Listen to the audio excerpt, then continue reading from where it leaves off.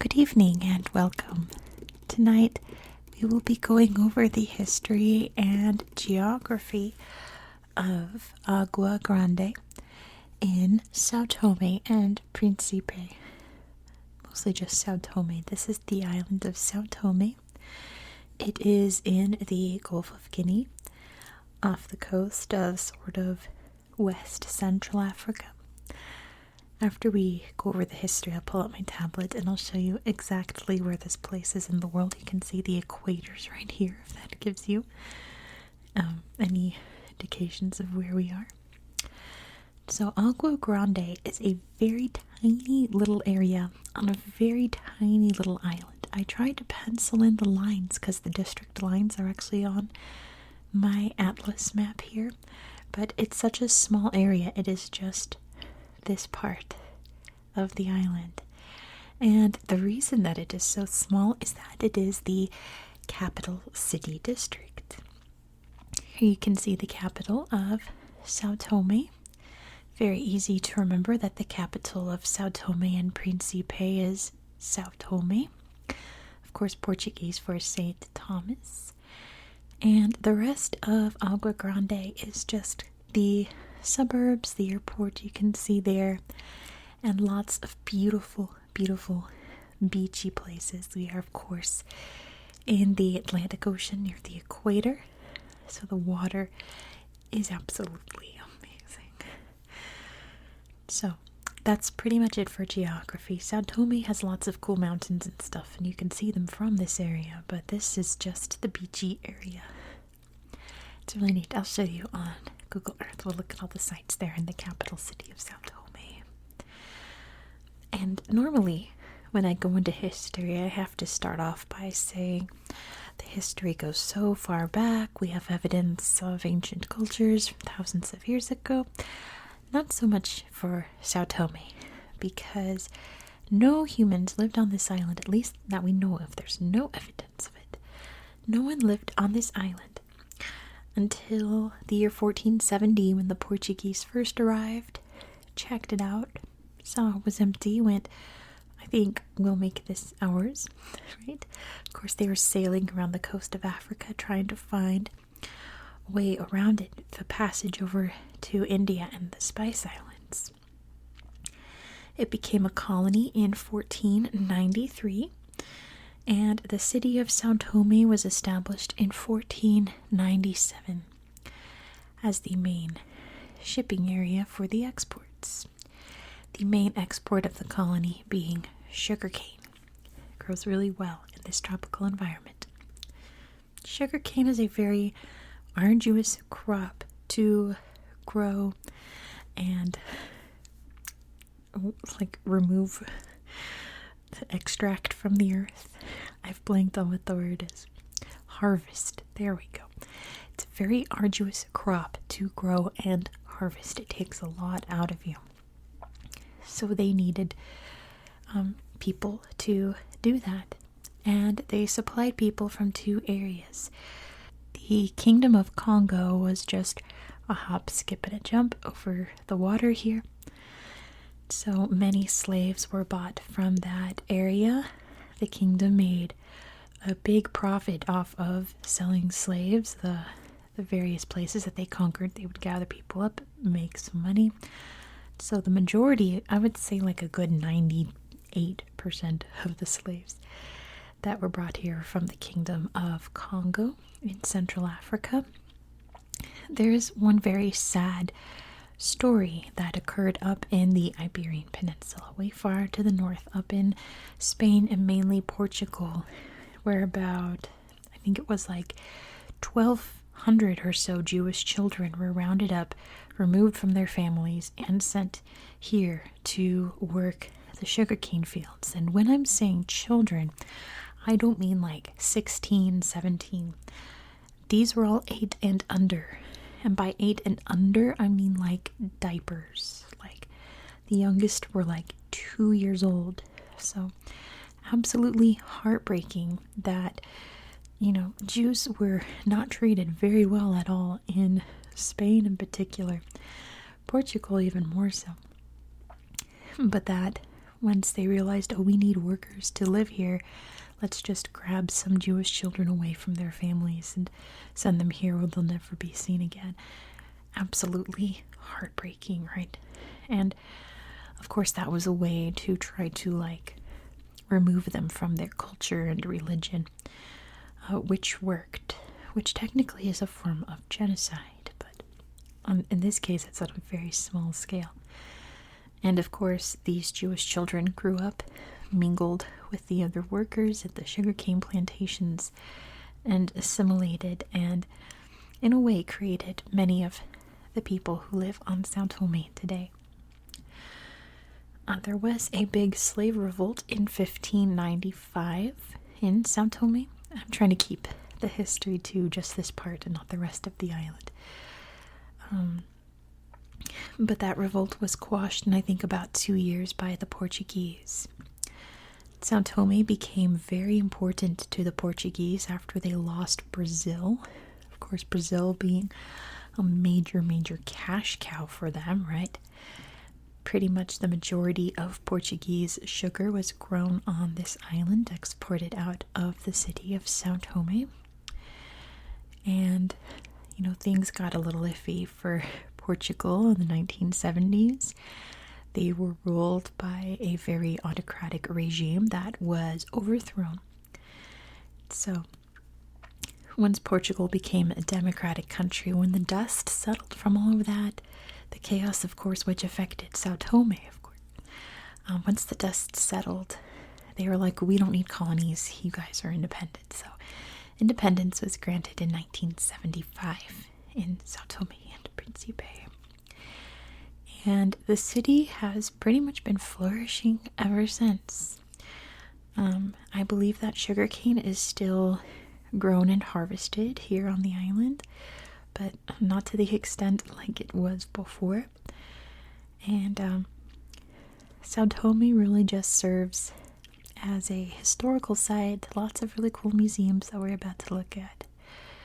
Of course, the government center, all of the government workers live there.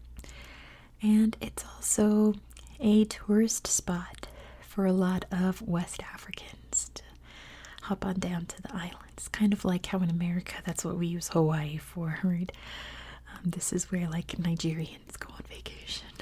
So anyway, that is the history of this little tiny corner of this little tiny island. So let me pull out my Google Earth. I need to zoom out real quick so you guys can see it. There we go. See how much I had to zoom in there. All right. Here we are. So you can see that this area here is Agua Grande. Just this small little bit on this big beautiful island. And you can see the big city of São Tomé right here. There's the heart of the city. It spreads out along the coast. You can see from up here the very beautiful waters here along the base. But let me tap that so that we can zoom out and you can see exactly where we are in the world. Oh, I hiccuped, I'm sorry. Where we are in the world. There's São Tomé, and here is Africa. So you can see there's Nigeria, there's Central Africa, which this was the Kingdom of the Congo in this area here. So very quick and easy place for slaves to be exported to, right? Another Portuguese colony over here, Equatorial Guinea. And here is São Tomé. Here's Príncipe. So right over here. So let's explore. Let's look at this slideshow. I don't think I've even looked at this slideshow. So you can see the mountainous background there to the city, but the majority of the coastlines are very beautiful. Very loud, colorful city. Lots of gorgeous beach areas, a pretty waterfall. Beautiful plants growing. Tropical waters, tropical plants. It is a lovely vacation spot. There's a very old building there by the looks of it. Some, I think this is bananas, I want to say. I don't think they grow plantains there. Windswept palm trees, beautiful artwork, big crashing waves there. I like this one. I like this art. Now these are cool. I remember I looked at this slideshow. I was looking all over the coast for where these ships were because these look like very old, worn out Portuguese ships, right? And they're just kind of permanently sitting here, rusting and growing little things on their sides there. It's a little ship graveyard in a way, right? But I couldn't find it on Google Earth. Maybe we'll find it together when we look through the city here. So let's see what we've got. First, I want to show you, first of all, isn't this a lovely place from above? The National Museum, which you can tell from above, if you know your colonial Portuguese architecture, that this is very clearly an old fort that's been repurposed into a museum. It's a lighthouse there. Oh, do you see the cannon? I just noticed that. Obviously Portuguese explorers. Exterior of the fort. And on the inside we've got, it looks like a big turtle right there. Very old cannon. Beautiful beach. Lots of cool stonework here. Looks like it's been left over from maybe from some wall art or something. But look at this. Look at that. That looks like some pirate art. I don't know what that story is about, but that's pretty cool. Some old container there. There's the creepy skull again. I guess what a Portuguese dining room would have looked like. There's a lovely fountain there. It's a little courtyard out here. Let me read what this says. It's in Portuguese. Looks like a museum dedication or something, I'm not sure. The sign's kind of falling apart. An old bedroom which really needs some sprucing up. Needs some wall art on there or something. That beautiful little courtyard area with a lovely statue there and little urns and candlesticks and things around that figure. I assume this is the slave quarters. What it would have looked like. More cool statues there. He's kind of staring at Jesus in a weird way. But okay. Really, really neat that this old fort still stands and is now a place to explore the history of Sao Tomé. I believe this is the government area over here, yeah. There was a bigger one somewhere. Which of course I can't. Oh, it's like all down here, yeah. The president's palace. Let's see what that looks like.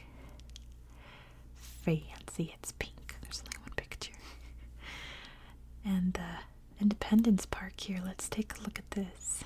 Park in Sao Tomé. We've got, looks like the military parade. A military band is here. Giving important speeches. Dock area. Independence Park, 12/7/1975. There's the park. This area is the park. But it looks like they have lots of cool events and stuff there, so that's pretty neat. The Cathedral of Sao Tomé. Let's take a look at this. It doesn't say when this church was built, but you can assume it was back in the 1500s or so, maybe 1600s, right? Oh, cute little. Looks like she's all dressed up for First Communion. Chapel there. The whole family's out having family dinner. They don't really, some of them don't look too excited, but some of them do. The beautiful, beautiful old church there. Very cool. And let's take a look at some beaches. Praia Lagarto. Gorgeous.